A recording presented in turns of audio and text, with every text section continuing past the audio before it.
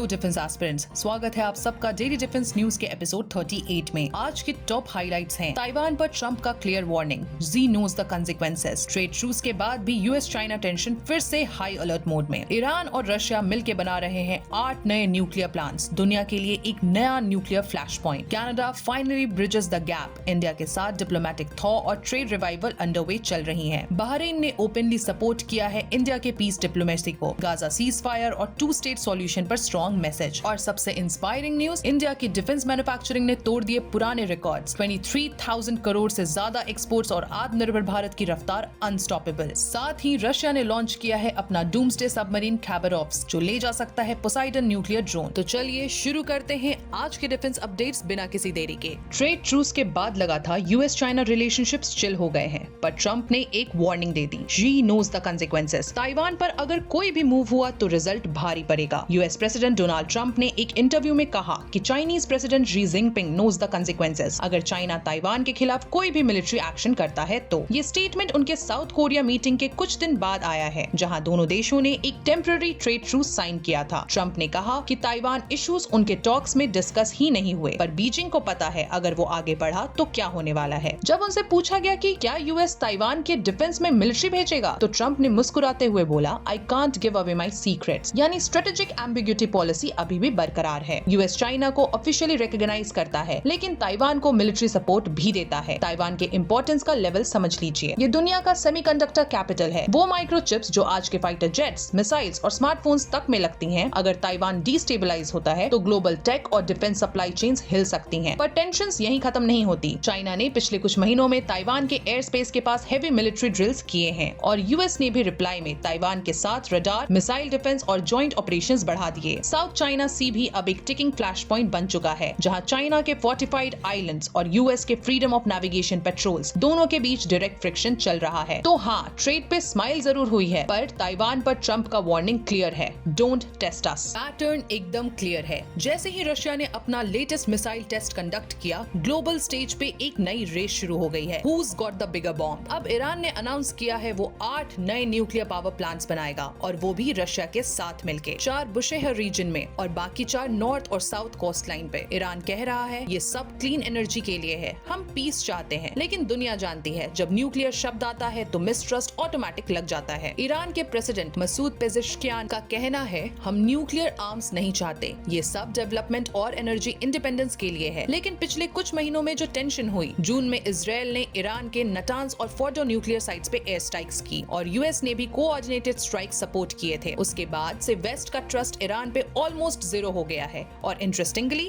इसी बीच ट्रंप ने भी बोला, we might resume nuclear weapons testing. उन्होंने खुद कहा, रशिया और नॉर्थ कोरिया टेस्ट कर रहे हैं तो हम क्यों नहीं, हमें देखना चाहिए हमारे न्यूक्स काम करते भी हैं या नहीं। मतलब एक तरफ ईरान कह रहा है कि हम पीसफुल हैं, दूसरी तरफ ट्रंप ओपनली कह रहा है अमेरिका के पास इतने न्यूक्स हैं कि दुनिया 150 बार उड़ा सकते हैं। ये है 2025 का न्यूक्लियर फ्लेक्स गेम। सब लोग एक दूसरे को एनर्जी के नाम पे थ्रेटन कर रहे हैं। ईरान का क्लेम है हम अपनी एनर्जी सॉवरेनिटी के लिए काम कर रहे हैं, लेकिन जियोपॉलिटिकल रियलिटी ये है, जब पावर दिखाने पे उतर आएंगे तो पीस एक लग्जरी बन जाती है, प्रायोरिटी नहीं। दोस्तों, कनाडा और इंडिया के बीच रिलेशंस एक नए फेज में एंटर कर गए हैं, और इस बार कनाडा खुद इंडिया की तरफ हाथ बढ़ा रहा है। कनेडियन पीएम मार्क कार्नी ने अनाउंस किया है कि उनका देश इंडिया के साथ टाइज रिबिल्ड कर रहा है, ताकि वो यूएस पर अपनी ट्रेड डिपेंडेंस कम कर सके। उन्होंने कहा, इंडिया के साथ पार्टनरशिप हमारे इंडो पैसिफिक स्ट्रेटेजी का कोर पार्ट है। कार्नी ने साउथ कोरिया के ग्यनजियो में मीडिया से बात करते हुए बताया कि कनाडा के मिनिस्टर्स जैसे अनीता आनंद और मनिंदर सिद्धू ऑलरेडी इंडिया के काउंटर पार्ट्स के साथ डीप डिस्कशंस कर रहे हैं। उनका गोल है ट्रेड डाइवर्सिफाई करना, सप्लाई चेन स्ट्रेंथन करना और नॉन यूएस एक्सपोर्ट्स डबल करना नेक्स्ट 10 सालों में। ये पॉलिसी शिफ्ट तब आई है जब यूएस के साथ टैरिफ्स और ट्रेड टेंशंस बढ़ने लगी, और कनाडा ने रियलाइज किया इंडिया एक स्टेबल, फास्ट ग्रोइंग और ट्रस्टेड पार्टनर है। रिलेशंस जो 2023 में हरदीप सिंह निज्जार इश्यूज के बाद बिल्कुल फ्रीज हो गए थे, अब रिवाइव हो रहे हैं। पीएम कार्नी और पीएम मोदी की G7 समिट में दोनों देश ने हाई कमिश्नर्स वापस भेजे और डिप्लोमेसी फिर से स्टार्ट हुई। अक्टूबर में फॉरेन मिनिस्टर अनीता आनंद ने इंडिया विजिट की और एस जयशंकर और पीयूष गोयल के साथ बैठक की, जहां ट्रेड और इन्वेस्टमेंट पर मेजर डिस्कशंस हुए। अब अगला स्टेप, पीएम कार्नी को इंडिया ने इनवाइट किया है एआई इम्पैक्ट समिट 2026 के लिए। ये क्लियरली दिखाता है इंडिया और कनाडा दोनों अब मैच्योर, स्ट्रेटेजिक और लॉन्ग टर्म एंगेजमेंट चाहते हैं। ग्लोबल जियोपॉलिटिक्स बदल रही है और इंडिया एक सेंट्रल रोल में आ गया है। कनाडा भी ये समझ गया है कि फ्यूचर इंडो पैसिफिक में लिखा जा रहा है। दोस्तों, मिडिल ईस्ट में शांति के लिए एक और बड़ा डिप्लोमेटिक मूव हुआ है। बहरीन ने इंडिया के पीस और डायलॉग के कॉल को ओपनली सपोर्ट किया है। इंडिया में हुए 5th India Bahrain high joint commission meeting के दौरान बहरीन के foreign minister doctor Abdul Atif bin Rashid Al Zayani ने कहा कि गाजा सीज फायर का पूरा इम्प्लीमेंटेशन सबकी जिम्मेदारी है और अब समय है पीस और को एग्जिस्टेंस को प्रायोरिटी देने का। उन्होंने इंडिया के रोल को अप्रिशिएट करते हुए कहा, इंडिया हमेशा से पीस और म्यूचुअल रिस्पेक्ट का सपोर्टर रहा है in the middle east. Bahrain, जो अभी यूएन सिक्योरिटी काउंसिल का नॉन परमानेंट मेंबर है, उसने कमिट किया है कि वो अपनी 2 साल की टर्म में मिडिल ईस्ट पीस को टॉप प्रायोरिटी बनाएगा, स्पेशली गाजा इशू पर। साथ ही इंडिया और बहरीन ने अपने टाइज को नेक्स्ट लेवल पर ले जाने का प्लान भी बना लिया है। स्पेस कोलैबोरेशन, फिनटेक और डिजिटल इनोवेशन, हेल्थ केयर और education partnerships. Doctor S Jaishankar ने बताया कि दोनों देश मिलकर new age cooperation areas explore कर रहे हैं, जहां स्पेस रिसर्च और ट्रेड इनोवेशन पर प्रैक्टिकल वर्क स्टार्ट हो चुका है। इस मीटिंग में ई वीजा रिजीम और स्टूडेंट एक्सचेंज प्रोग्राम्स भी एक्सपैंड करने पर बात हुई, ताकि लोग टू लोग कनेक्शन और स्ट्रॉन्ग हो। और सबसे स्पेशल मोमेंट था, बहरीन ने ओपनली थैंक किया इंडिया को अपने डायस्पोरा के लिए, और इंडिया ने भी अप्रिशिएट किया बहरीन के बैलेंस डिप्लोमेसी को। इंडिया ने फिर से रीइटरेट किया है कि इजराइल पैलेस्टाइन कॉन्फ्लिक्ट का सॉल्यूशन सिर्फ डायलॉग और 2 स्टेट पीस फ्रेमवर्क से ही पॉसिबल है। ये मीटिंग सिर्फ एक डिप्लोमेटिक इंटरैक्शन नहीं थी, ये एक मैसेज था वर्ल्ड के लिए। इंडिया और बहरीन दोनों रीजनल स्टेबिलिटी, इनोवेशन और पीस डिप्लोमेसी के चैंपियन बन रहे हैं, और एक बार फिर ये प्रूफ है इंडिया डिप्लोमेसी के जरिए मिडिल ईस्ट में बैलेंस और पीस का पिलर बन रहा है। इंडिया की डिफेंस मैन्युफैक्चरिंग ड्राइव ने फाइनली वो मोमेंटम पकड़ लिया है जिसका सपना हमने मेक इन इंडिया के टाइम देखा था। G Satish Reddy, member of the national security advisory board, ने बताया कि 20 से 25 साल पहले तक इंडिया अपने डिफेंस इंपोर्ट्स पे 90% डिपेंड करता था, मतलब लगभग पूरा पैसा बाहर जाता था। लेकिन आज पिक्चर बिल्कुल बदल चुकी है, इंपोर्ट कम और एक्सपोर्ट ऑल टाइम हाई। अब इंडिया का टोटल डिफेंस बजट है 6.81 लाख करोड़, जिसमें से 1.75 लाख करोड़ कैपिटल एक्सपेंडिचर के लिए रखा गया है। और सोचो, पिछले साल 1.50 लाख करोड़ का डिफेंस खर्चा इंडिया के अंदर ही हुआ। अगले साल का टारगेट है 1.75 लाख करोड़ का, और 2029 तक गवर्नमेंट का विजन है 3 लाख करोड़ डोमेस्टिक इन्वेस्टमेंट का। डिफेंस एक्सपोर्ट्स भी रिकॉर्ड तोड़ रहे हैं। 2024-25 में एक्सपोर्ट्स ने टच किया था 23,622 करोड़, और अब गोल रखा गया है 50,000 करोड़ तक पहुंचने का नेक्स्ट 2 सालों में। ये राइज सिर्फ DRDO या HAL तक लिमिटेड नहीं है। 2000 प्लस टियर 1,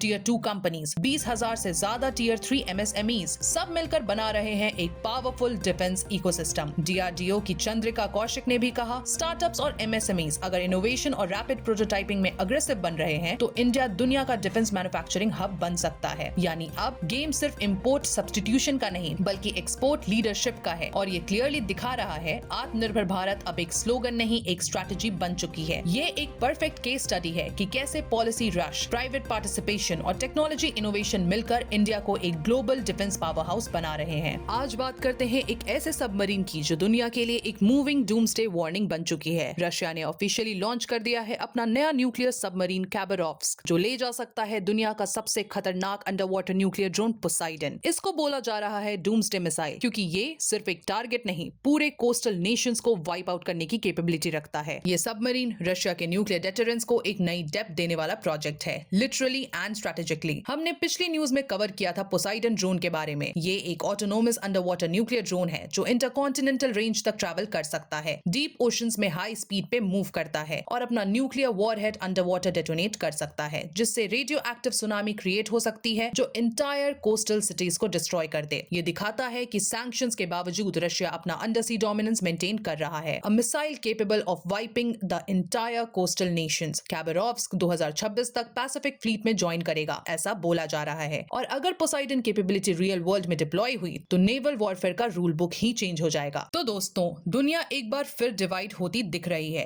एक तरफ कोऑपरेशन और पीस टॉक्स, तो दूसरी तरफ न्यूक्लियर फ्लेक्स और पावर प्रोजेक्शन। इंडिया अपनी स्ट्रैटेजी पे क्लियर है, पीस के साथ प्रिपेयर्डनेस और डिप्लोमेसी के साथ डेटरेंस। ट्रंप के वार्निंग्स, ईरान के रिएक्टर्स, रशिया के ड्रोन्स, सब मिलकर एक ही मैसेज देते हैं। ये है 21st सेंचुरी का जियोपॉलिटिक्स इन फुल एक्शन। अगले एपिसोड में मिलते हैं और भी बड़े अपडेट्स के साथ। तब तक के लिए जय हिंद, जय भारत।